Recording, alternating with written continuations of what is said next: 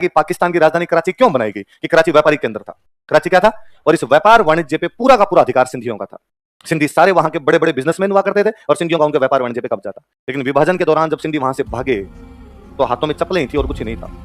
आपका सारा धन दौलत वहीं रह गई। हालात ये थे कि एक परिवार में 10 लोग थे, 5 पुरुष और 5 महिलाएं। तो वापस यहाँ जब पहुंचे तो यहाँ ये वैसे पहुंचे 3 आदमी और 1 महिला आई। बाकी वाली महिला या तो किसी ने पकड़ के रख ली, या किसी महिला ने अपनी जान बचाने के लिए कुएं में छलांग लगा दी, या किसी महिला ने खुद के चाकू मार लिया कि कम से कम दूसरों के हाथ में तो जाना नहीं पड़े। वहां से जब यहाँ हिंदुस्तान आए तो इनके पास में कुछ भी नहीं था। एक थैले को जो कुछ मिला होगा, कोई एक आधा जोड़ी कपड़ा मिला होगा, उसको लेके भागे थे। जैसे तैसे करके यहाँ पर पहुंच गए।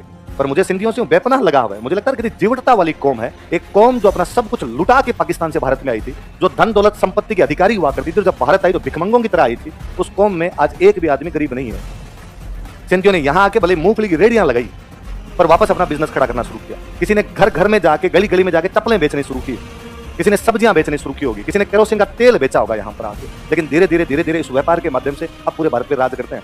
आपको सिंधी कभी गांव के अंदर नहीं मिलेंगे, आपको सिंधी कभी भी गरीब नहीं मिलेंगे। और मुझे सबसे जोरदार और लगता है, मैंने आज दिन तक, भारत की माइनॉरिटी है, माइनॉरिटी बहुत 1% के आसपास कोई सिंधी होंगे, मैंने कभी नहीं सुना कि सिंधियों ने आरक्षण के लिए पटरियां तोड़ दी। भारत के सारे बहुसंख्यक समुदाय, उसमें सारे, तो एक नहीं, सब के सब, जब तब जी में आती है तब जाके इस प्रकार की डिमांड कर लेते हैं। हमें तो आरक्षण वाला तो छोड़ो, चलो सामाजिक चीज है, अपने तो यहाँ पे समुदाय इस प्रकार की बातें कहते हुए मिल जाएंगे। 4 एमएलए की टिकट नहीं दी तो बीजेपी के बैंड से बैंड बजा देंगे। 10 यदि एमपी हमारे नहीं बने तो हम बता देंगे कांग्रेस को हम क्या चीज है। मैंने कभी नहीं सुना कि सिंधियों ने कभी कहा कि हमें तो एमएलए की टिकट दो, हमें तो एमपी दो। उसके बावजूद आपके भारत को कंट्रोल करते हैं सिंधी। पैसा है उनके पास, बाकी अपने रह जाएंगे, इस आरक्षण में रह जाएंगे। कि आरक्षण से क्या मिलेगा कि सरकारी नौकरी। सरकारी नौकरी कितनी कि ग्राम सेवक की पोस्ट है 5000, पास किए 2 लाख। अब 2 लाख घर राजी है, हमारे वाला ग्राम सेवक लग गया, हमारे वाला ग्राम सेवक लग गया। लगने कितने हैं? अब भले आरक्षण ले लो और आरक्षण के अंदर आरक्षण ले लो, आदमी तो केवल और केवल कितने लगेंगे। जब तक भारत अपना माइंडसेट सरकारी नौकरियों से नहीं हटाएगा तब तक भारत की उन्नति नहीं है। हमारे साथ भयंकर समस्या है कि हम एग्रीकल्चर से डायरेक्ट सर्विस सेक्टर की तरफ कूद गए। हमने उद्योग और व्यापार वाणिज्य को बाईपास कर दिया। भारत में वे कौमें जो व्यापार वाणिज्य की तरफ निकली थी वो भयंकर पैसे वाली है। वे कौमें जो खेती से डायरेक्ट सर्विस की तरफ चली गई वो सब गरीबी की हालत में। भले कलेक्टर लग जाए, भले कुछ ही लग जाए, आर्थिक स्थितियां तब तक नहीं सुधरेगी जब तक व्यापार वाणिज्य, सरकारी नौकरी वाला आदमी यदि भ्रष्टाचार ना करे, वो भले कलेक्टर हो, वो भले चपरासी हो, तब तक अपना खुद का घर नहीं बना सकता जब तक रिटायर नहीं हो। रिटायरमेंट वाले पैसे से खुद का घर बनाने का प्लानिंग कर सकता और कुछ नहीं। आप भ्रष्टाचार करें तो बात दूसरी है, गलत साधनों का प्रयोग करें तो आप कुछ ही लो, हेलीकॉप्टर खरीद लो भले। पर यदि आप सीधी सीधी सी जिंदगी जीते हो तो आपके पास में घर उस दिन बनेगा जिस दिन आपके पास में रिटायरमेंट वाले पैसे आएंगे, वरना पूरी जिंदगी किराए की काटनी पड़ेगी।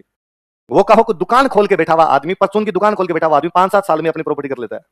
व्यापार रुपए देता है, नौकरियां कभी भी रुपए नहीं दे पाएगी। पर ये सामाजिक प्रतिष्ठा अभी तक व्यापार में नहीं है, सामाजिक प्रतिष्ठा अभी तक नौकरियों में है। जब तक सामाजिक प्रतिष्ठा का फ्लो इधर चेंज नहीं होगा तब तक हम सारे सरकारी नौकरियों में तैयारियां करेंगे, तब तक हम आरक्षण के लिए पटरियों पर बैठेंगे, तब तक कोचिंग चलेगी,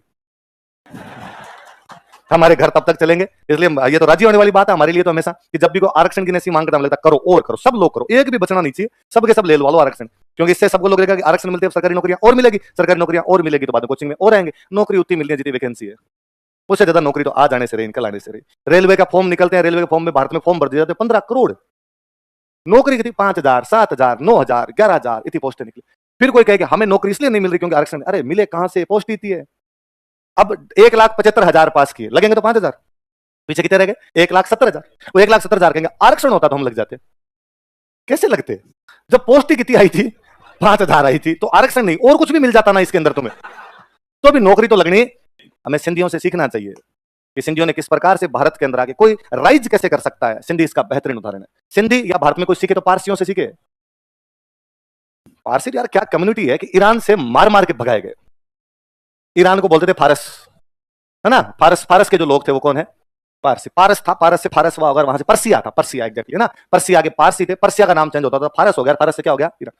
मार मार के भगाए गए, वहां से कूटे गए बुरी तरीके से। या तो आप चेंज कीजिए या बाद में भागिए यहां से। भागे बेचारे, एक जहाज में बैठ बांट के जैसे तैसे करके अरब सागर में होते हुए, उधर से फारस की खाड़ी पकड़ी, अरब सागर में होते हुए गुजरात पहुंच गए। गुजरात के राजा को आका के अंदर आने की अनुमति दे, अंदर आने की इजाजत दे, हमें यहां रख। गुजरात के राजा ने कहा हमारे मान खा खुद के कम थोड़ी, दिन दूना रात चौगुना पड़ता है हमारे, और तुम बाहर वालों को और रख लिया तो हम कहां जाएंगे, भीड़ बढ़ाओगे, नहीं रखेंगे हम तो। पारसियों के सरदार ने, कहते हैं उस गुजरात के राजा ने पारसियों का जो सरदार था, जो अंदर आने की अनुमति मांगता अपने कबीले के लिए, उसको दूध का एक गिलास भेजा था। दूध का गिलास जो लबालब भरा हुआ ऊपर तक। उसके कहने का मतलब था देख जगह नहीं है, गिलास दूध का भरा हुआ, वैसे मेरा राज्य भी जनसंख्या से। पारसियों के सरदार ने उस दूध के गिलास में चीनी मिला के वापस भेजी। जिस प्रकार चीनी दूध में घुल जाती है, उसके आयतन को ज्यादा बढ़ाती नहीं है बल्कि उसकी मिठास बढ़ा देती है, घनत्व नहीं बढ़ाती, मिठास बढ़ा देती है। उसी प्रकार हम अंदर आके तुम्हें डिस्टर्ब नहीं करेंगे बल्कि तुम्हारे समाज को और भला, तुम्हारे समाज को बहुत अच्छा कर देंगे। राजा को उसका आंसर बड़ा पसंद आया, राजा ने उनको अंदर आने की अनुमति दी। पारसी भारत में सबसे अधिक पैसे वाले लोग हैं। हमें कुछ पारसियों पर आज भी बड़ा गर्व होता है कि 1971 का युद्ध जितवाने वाला भारत का वो महानतम थल सेनाध्यक्ष सेम मानेकशॉ पारसी था। मुझे और बड़ा गर्व होता है कि महाराष्ट्र में कभी पुलिस महानिदेशक रहे थे वो जैकब पारसी हुआ करते थे। हमें और गर्व होता है कि हमारे जितने बड़े वैज्ञानिक में वो सारे पारसी में हैं। वो होमी जहांगीर भाभा, वो कोई सीवी रमन, ये जितने इस टाइप के लोग, सीवी रमन तो नहीं, होमी जहांगीर भाभा, विक्रम साराभाई, ये जो दोनों हुए थे, दोनों के दोनों कौन थे? पारसियों का भारत के उत्थान में क्या योगदान है। और आज जब पारसियों को देखते हैं कि टाटा ने भारत में क्या प्रगति, टाटा पारसी है ये टाटा जीते, ये मिस्त्री जिस प्रकार नडियाद वाला, ये जिस प्रकार इस मिस्त्री वाला है ना, इंजीनियर, बैंकर, दारू वाला, टायर वाला, ये जितने नाम पड़ते हो सारे के सारे कौन है? पारसी। और पारसियों को देख के और इस बात पे बड़ा गर्व होता है कि पारसियों ने भी आज दिन तक कभी नहीं कहा कि एमएलए की 5 टिकट दे दो। एक ही पारसी एमएलए नहीं है, एक पारसी एमपी नहीं है। उसके बावजूद पारसियों का भारत में कोई काम रुकता हो तो मुझे बता दो। कितना पढ़ा लिखा समाज है कि भारत का एकमात्र धर्म है पारसी, जिनकी जनसंख्या लगातार कम होती जा रही है। बच्चे पैदा करने बंद कर दिए, ठीक है, टाबरों की लाइन लगा लगा के जानी है। खुद की जिंदगी तो ढंग से जियो, वरना खुद लीचड़ों की तरह जी लिए, टाबर हो लीचड़ों की तरह जिएंगे, पैदा कर करके चले जाओ यहाँ पे।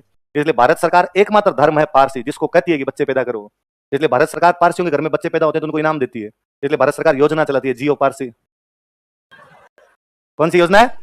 अपने बाकी सबको कर रखा के कंट्रोल, प्लीज हम दो हमारे दो। और अब तो भारत सरकार और कहने वाली है हम दो हमारा एक।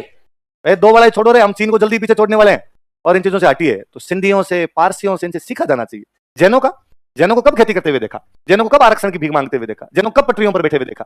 बाकी हिंदू धर्म की जितनी जातियां सारी लगी हुई है, लेंगे। जनरल के ओबीसी में भेजो, ओबीसी के एसटी में भेजो, एसटी के एससी में भेजो, एससी के और कोई नीचे वहां भेजो। सब के सब यूं इधर से उधर जाने के तैयार। एक आदमी संतुष्ट नहीं है। जिनको मिला हुआ है उनको लगता है हमारे पास कम है, जिनको नहीं मिला उनको लगता बर्बाद है। हम जी क्यों रहे हैं जब हमारे पास में आरक्षण नहीं है? उनको सीखा जाना चाहिए कि जैनों, पारसियों और सिंधियों के पास में कोई भी आरक्षण नहीं है। उसके बावजूद अपने भारत को तो उन्होंने कंट्रोल कर रखा है।